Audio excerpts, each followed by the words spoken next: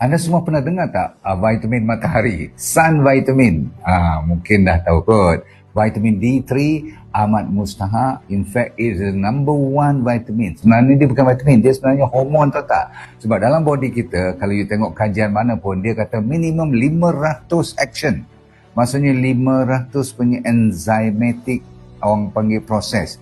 Enzymatic ni maksudnya kalau nak buat vitamin tu, kalau nak buat lemak, kalau nak buat tulang, nak buat bagi otak boleh fikir lebih, semua memerlukan vitamin D3.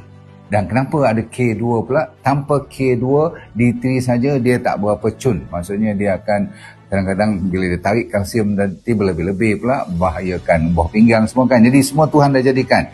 Orang sains dah confirm D3 partner dengan K2 tu dipanggil D3K2+.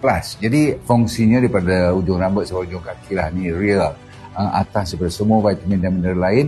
Dan kita dah tukar nama pun daripada Santera. Kalau orang pening kepala apa Santera ni, kita buat bagi permudah, nama baru ialah D3K2+. DND ya, jangan kena scam pula. Tapi barangan ataupun bahannya exactly the same. Quality tetap sama, producer semua sama. Okey? Supaya memudahkan you tak fikir banyak-banyak.